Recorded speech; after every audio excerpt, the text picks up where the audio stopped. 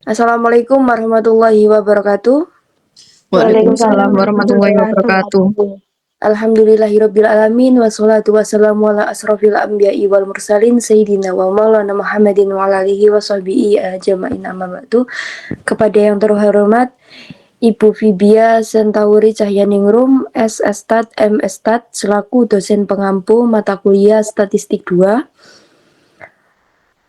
Baik, selanjutnya perkenalkan dulu kami dari kelompok 5 yang beranggotakan 7 orang. Yang pertama ada Mela Ariska Eka Arindra, yang kedua ada Rosida Islamia, yang ketiga ada Desi Natasha Rahmawati, yang keempat ada Sania Gita Sofyanti, yang kelima ada Putri Maulana Darmayanti, yang keenam ada Safa Eka Azara, dan yang terakhir ada Mukhtar Effendi. Baik, kami akan mempresentasikan hasil kerja kelompok kami yang berjudul Pengaruh Penelitian Lingkungan Kerja dan Kepuasan Kerja terhadap Kinerja Karyawan PT Sajian Nusantara. Pendahuluan, latar belakang masalah. Manajemen tidak hanya berbicara mengenai mesin, bahan mentah, modal, tetapi juga mengenai karyawan selaku sistem yang menggerakkan seluruh bagian-bagian di dalam perusahaan.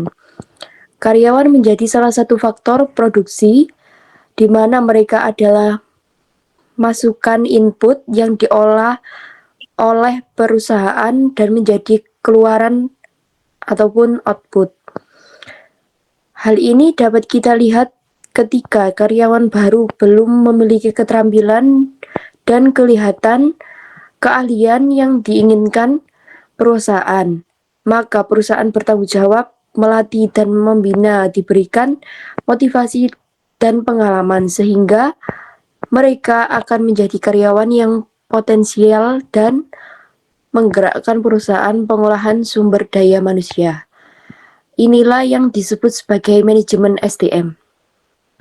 Selanjutnya ada rumusan masalah. Yang pertama, apakah penelitian berpengaruh secara parsial terhadap kinerja karyawan PT Sajian Nusantara? Yang kedua, apakah lingkungan kerja berpengaruh secara parsial terhadap kinerja karyawan pada PT Sajian Nusantara? Yang ketiga, ada apakah kepuasan kerja berpengaruh secara parsial terhadap kinerja karyawan pada PT Sajian Nusantara? Yang keempat, apakah pelatihan lingkungan kerja dan kepuasan kerja berpengaruh secara simultan terhadap kinerja karyawan pada PT Sajian Nusantara? Slide selanjutnya ada tujuan. Yang pertama ada untuk mengetahui pengaruh pelatihan terhadap kinerja karyawan pada PT Sajian Nusantara. Yang kedua untuk mengetahui pengaruh lingkungan kerja terhadap kinerja karyawan pada PT Sajian Nusantara, dan selanjutnya untuk mengetahui pengaruh kepuasan kinerja kerja terhadap kinerja karyawan pada PT Sajian Nusantara, dan yang terakhir ada untuk mengetahui pengaruh pelatihan lingkungan kerja dan kepuasan kerja terhadap kinerja karyawan pada PT Sajian Nusantara. Dan selanjutnya ada manfaat. Laporan penelitian ini dapat menjadi sarana informasi bagi perusahaan untuk merumuskan sebuah keputusan dalam upaya meningkatkan kinerja karyawan di PT Sajian Nusantara demi terciptanya karyawan yang kreatif, produktif, dan kompetitif di masa yang akan datang. Tinjauan pustaka terkait variabel. Yang pertama ada variabel independen X. X1 pelatihan. Pelatihan adalah suatu proses sistematis dari organisasi yang mengembangkan keterampilan individu, kemampuan, pengetahuan, atau sikap yang dapat merubah perilaku pegawai untuk mencapai tujuan organisasi yang telah ditetapkan. Sinabela 2016 170. X2 lingkungan kerja. Lingkungan kerja merupakan segala keseluruhan alat perkakas dan bahan yang dihadapi. Lingkungan ini sekitar di mana seseorang bekerja, metode kerja, pemasangan, serta pengaturan kerja yang baik bagi seseorang maupun kelompok. Sedarmayanti 2011 02. X2. Kepuasan kerja. Kepuasan kerja adalah perasaan seseorang terhadap pekerjaan yang dihasilkan oleh usahanya sendiri, internal, dan yang didukung oleh hal-hal yang dari luar dirinya atau eksternal. Atas keadaan kerja, hasil kerja, dan kerja itu sendiri. Sinabela 2016 sama dengan 302. Yang pertama ada variabel dependent atau Y. Y. Kinerja karyawan. Kinerja karyawan adalah hasil kerja karyawan dilihat pada aspek kualitas, kuantitas, waktu kerja, dan kerjasama untuk mencapai tujuan yang sudah ditetapkan oleh organisasi. Sutrisno 2015 sama dengan 172. Selanjutnya, metode penelitian. Teknik pengujian data. Metode Enter digunakan untuk pengujian data awal. Metode stepwise digunakan untuk mencari modal atau data terbaik dari variabel yang diteliti. Teknik analisis statistik. Analisis korelasi menggunakan plot dan koefisien korelasi untuk membuktikan hubungan antar variabel. Analisis regresi linear berganda untuk mengetahui pengaruh variabel X secara simultan dan parsial terhadap variabel Y. Uji asumsi klasik meliputi uji autokorelasi Durbin-Watson, uji normalitas Kolmogorov, Smirnov, dan uji heterokedasitas uji Glaser. Yang terakhir, koefisien determinasi R-square untuk mengukur seberapa besar kontribusi variabel independen dalam menjelaskan variasi variabel dependen. Selanjutnya ada metode penelitian, sumber data.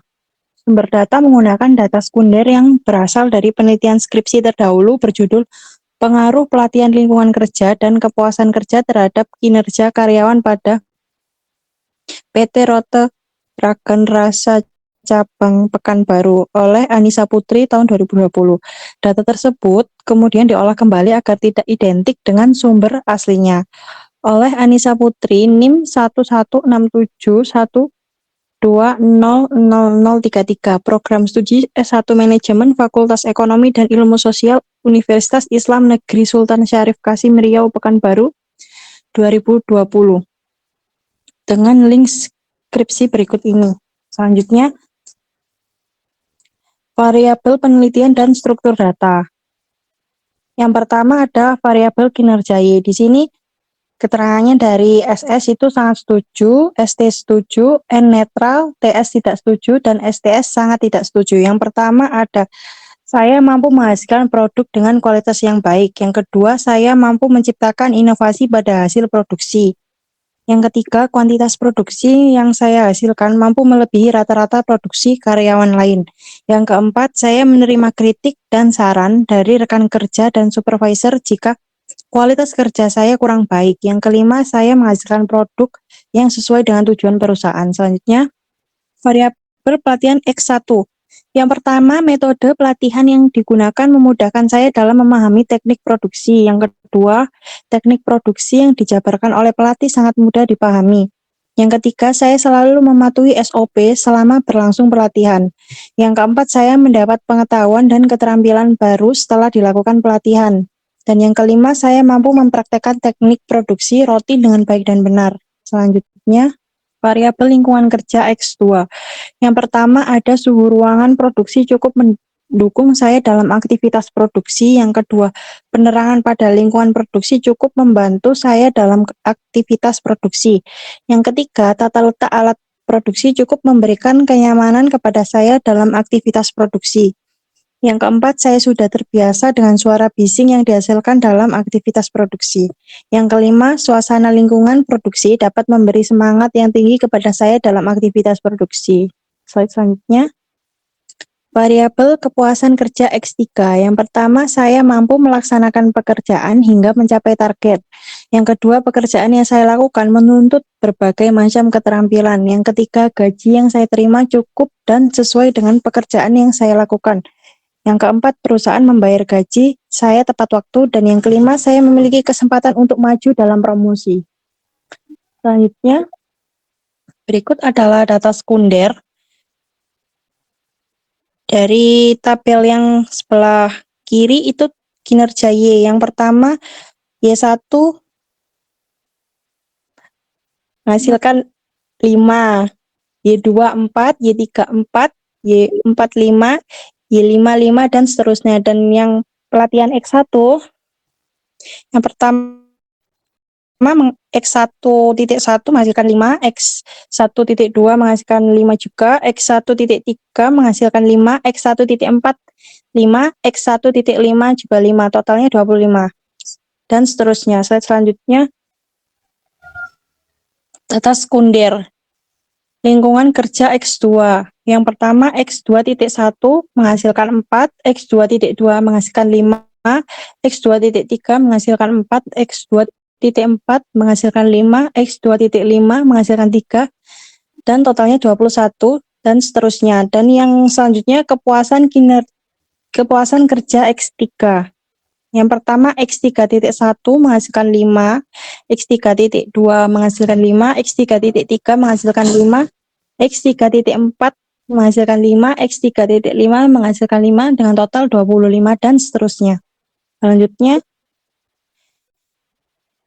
berikut ini total dari semua tabel yang tadi saya jelaskan. Dan yang pertama ada pelatihan X1 tadi memiliki total 25, dan yang X2 memiliki total 21, kepuasan kerja X3 memiliki total 25, kinerja Y memiliki total 23, dan seterusnya.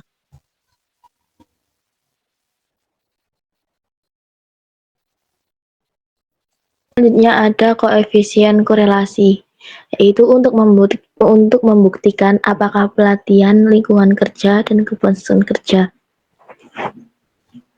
X1 pelatihan mendekati kinerja dengan 0,654, mendekati p-value lebih kecil dari 0,004. X2 lingkungan kerja mendekati kinerja sama dengan 0,127, mendekati p-value lebih besar dari 0,004. X3 kepuasan kerja mendekati kinerja 0,538, mendekati p-value lebih kecil dari 0,004.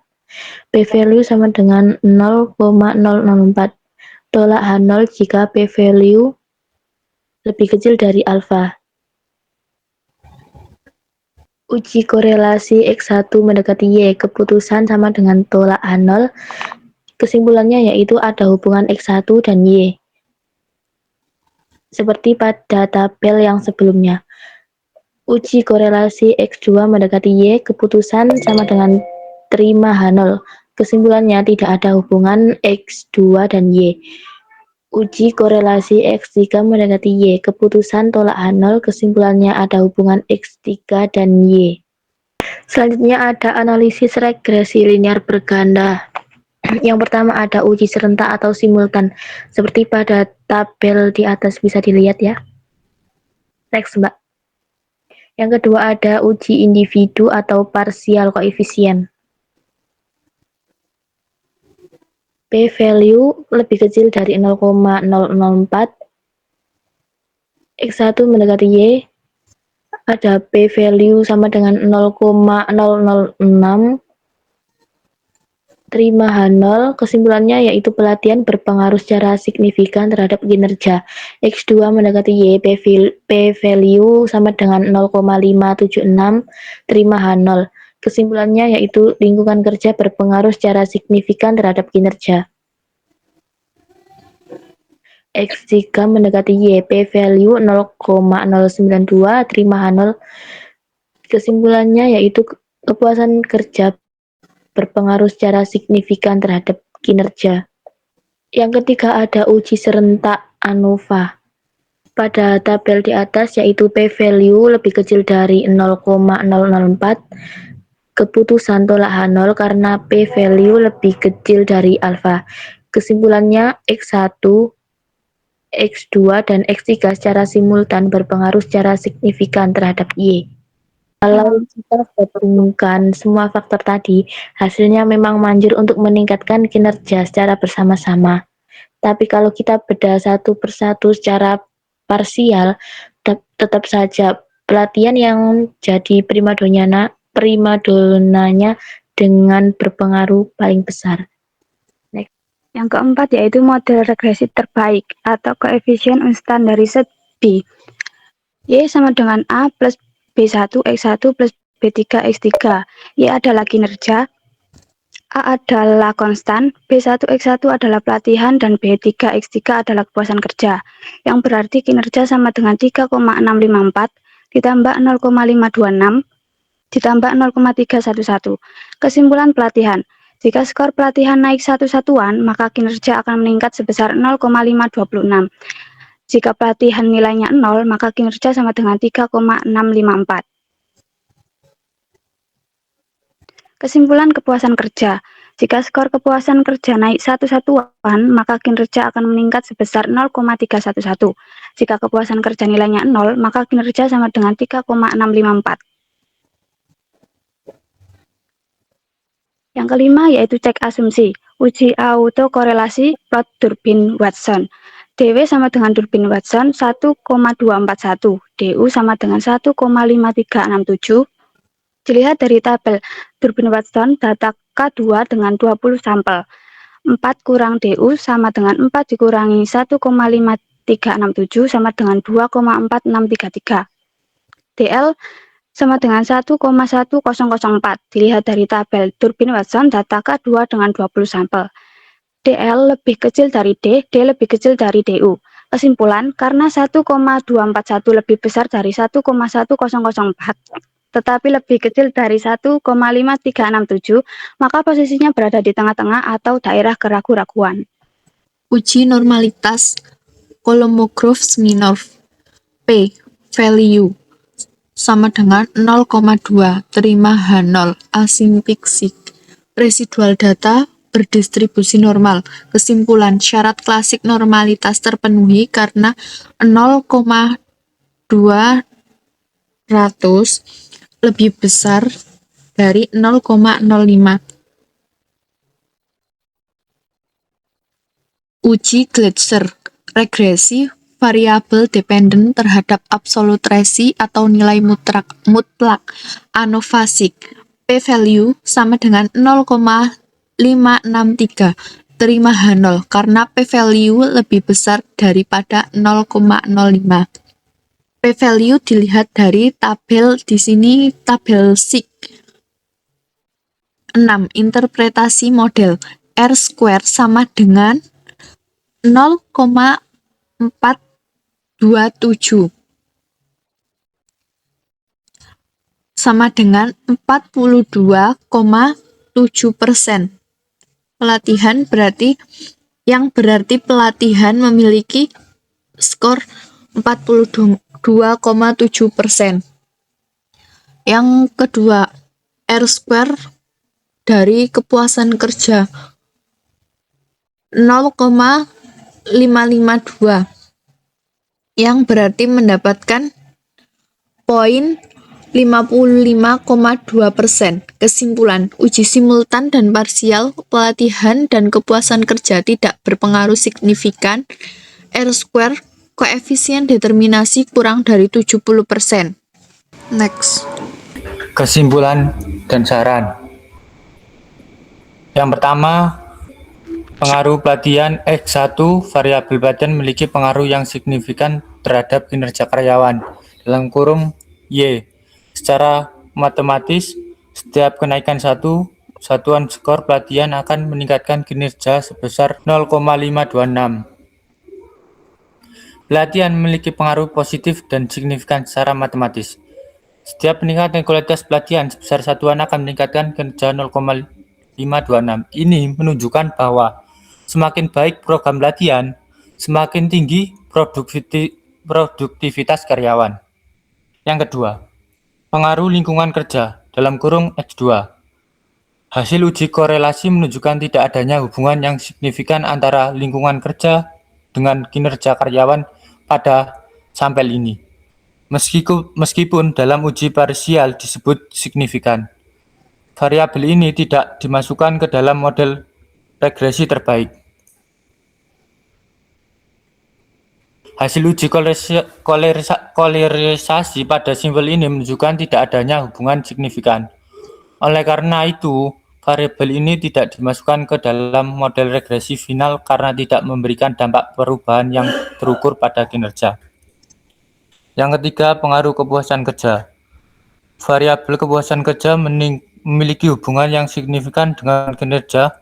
Kenaikan satu satuan skor kepuasan kerja diprediksi meningkatkan kinerja sebesar 0,311. Kepuasan kerja terbukti meningkatkan kinerja. Jika kepuasan naik satu satuan, kinerja diprediksi naik sebesar 0,311. Hal ini menekankan bahwa kesejahteraan psikologi dan finansial karyawan berdampak langsung pada output kerja. Yang keempat, pengaruh simultan. Secara bersama-sama, simultan pelatihan lingkungan kerja dan kepuasan kerja berpengaruh signifikan terhadap kinerja karyawan (Y).